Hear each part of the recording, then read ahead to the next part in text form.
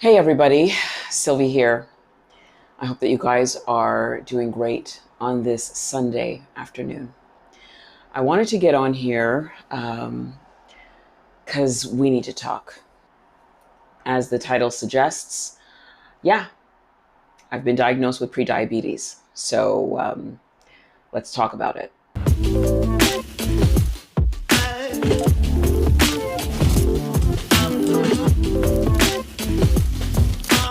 So I wanted to bring up this topic because it is something that has happened recently in my life, and because I wanted to share this information with you as a Black woman to my predominantly Black female viewership as something to really kind of look out for and to take action on. This is very personal for me because diabetes runs in my family. My father had diabetes. My brother has recently been diagnosed. And in the latter part of his years, my father developed dementia. And there is a causal link between diabetes and dementia. And if there's an illness that I don't wish on my worst enemy, it's dementia. And so consider this video as an alarm of sorts. Consider it as a warning sign. This topic is very important because diabetes is very prevalent in the Black community. But first, let's look at some stats. Okay, guys, so I'm on the American Diabetes Association website, okay, diabetes.org, and I wanted to share with you some vital statistics that you need to know, especially as a Black woman, as it pertains to diabetes. I'm giving American statistics simply because many of my viewers, a large portion of my viewers are American. I would say even probably the most. And so I'm sharing American statistics, okay? So overall numbers, if we look over here, in 2021, 38.4 million Americans, or 11.6% of the population, had diabetes. 2 million Americans have type 1 diabetes. I'm gonna arrow scroll in here, get a little bit closer. Yeah, okay. So new cases, 1.2 million Americans are diagnosed with diabetes every year. Again, how many of you possibly are walking around diabetic or pre-diabetic and you don't even know it, okay? Pre-diabetes in 2021, 97.6 million Americans age 18 and older had pre-diabetes. Okay, these are 2021 stats.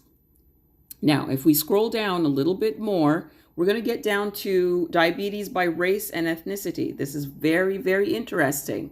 Look at us here. 12.1% of non-Hispanic Black adults have been diagnosed with diabetes, compared to 6.9% of non-Hispanic white adults. So isn't that interesting how as a people, Black people, we are twice as likely to be diagnosed with this disease. So this is something to really take seriously and to really take to heart. So there you have it, guys. The stats are not looking good for us. And we can't have that. You know, I made this channel for us to write our new narratives, to improve ourselves, to live our best lives. And I hope that I could accomplish that with the information that I share. But there's nothing to be accomplished if you don't have your health. So many ailments are linked to diabetes.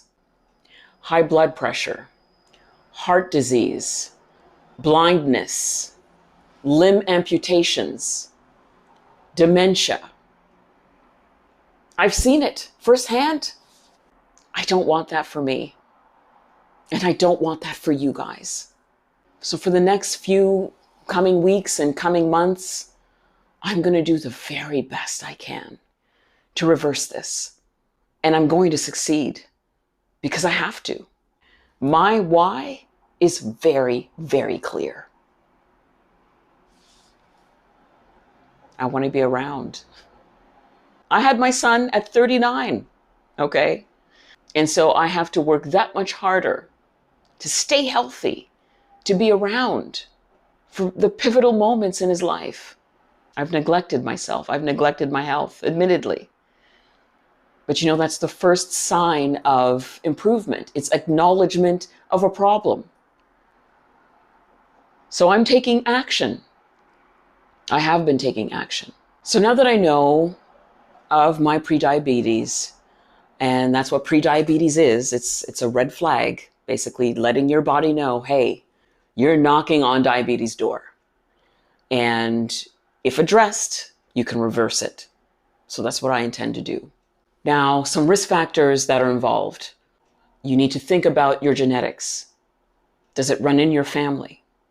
Because if you are predisposed to diabetes and you're continuing on a path of not exercising and not eating the way you're supposed to, you're on the way to trouble. So think about genetics. I want you to think about diet. Now, I don't know about you, but in my household, the staples were rice, potatoes, yams, plantain, all of the things and all of the carbs. And, we need to rethink that. We need to rethink our diets.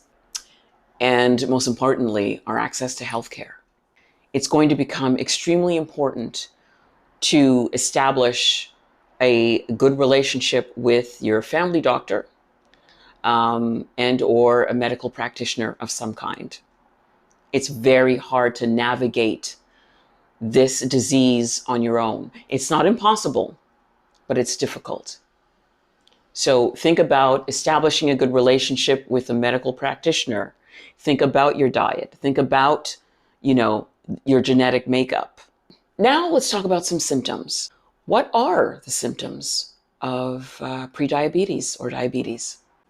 So in this illustration here, you can see that many will experience increased thirst, slow healing cuts or sores, fatigue, blurred vision, frequent urination, and unexplained weight loss. And while I think that many of us experience these symptoms without being diabetic, I think combined with getting the proper health care, i.e. blood work, etc., you can determine whether or not these symptoms are due to a pre-existing condition. But you won't know that if you don't get your blood work done and if you don't go see the doctor on a regular basis.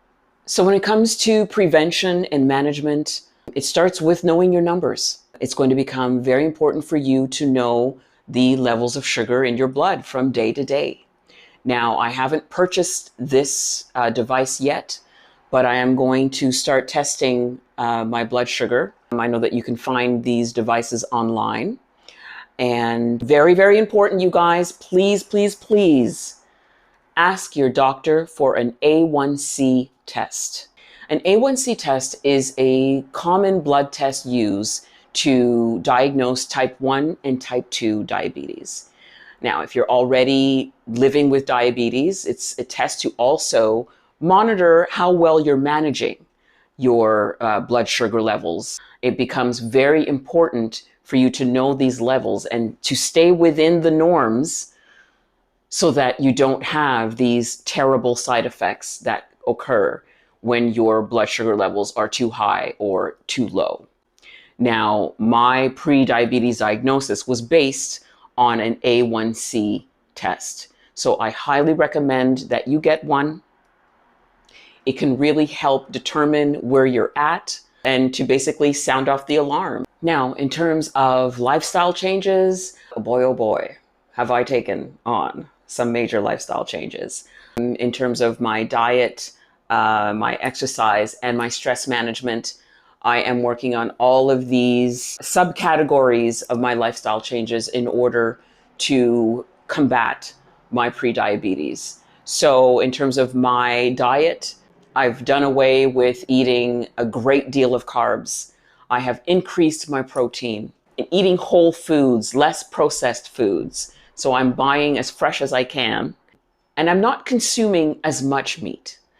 I have upped my protein significantly and lowered my carb intake significantly.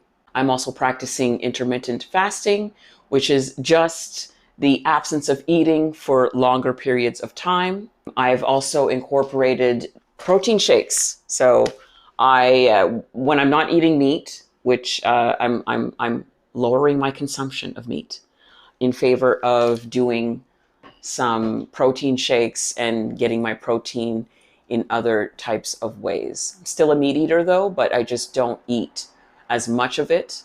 And I try to make sure that I'm eating enough of it per day, because I'm noticing in the way that I've been eating in the past, I was just eating, you know what I'm saying? I was just eating what I wanted, right? And the way that I eat is very, I like bread, you know what I'm saying? I like my rice. I like my plantain. I like my potatoes. I'm a carby gal. I'm a carby gal. But I got to curb the carbs, not eliminate them, but significantly reduce them and just eat, the right types of carbs. I'm still, learning the ins and outs of this kind of diet. And if any of you guys out there, diabetics, pre-diabetics, or anyone for that matter who has great suggestions about meals and foods to consume while being diabetic or pre-diabetic, I'm all ears. And I'm sure that many viewers would benefit from some good advice. So please don't be shy in the comments. Let us know. Now for my exercise, if you know anything about me, if you've been watching my channel, I'm all about walks. Everybody will have their own type of thing that they like to do to keep active. Me, I like walking. I walk a lot. And I've incorporated that into my life quite a while ago. And I still do it to this day. If it's nice out, I'm outside. And I try to get in anywhere between 30 minutes to an hour. When it's not nice outside, I'm indoors and I'm doing something that I'm following on YouTube. I also do some strength training, incorporating some strength training. As we become women of certain age, we do lose muscle mass quickly. I want to retain a nice shape. I want to be sculpted still. So I do incorporate some dumbbell exercises, very simple exercises that I find on YouTube. Stress management, I've definitely improved in that area, in that I think it comes with getting older, right? We don't care as much about stuff. I give my opinions. I'm not quiet about it. And I remove myself from situations and people who are not enriching my life. That is a conscious decision of mine to, really live life in such a manner that I focus my attention on those who deserve it. I defend my peace, because you will have to defend it, because people be coming at you all kinds of wrong. But in general, I try to live less stressed. It's difficult, but I make a conscious effort to do so.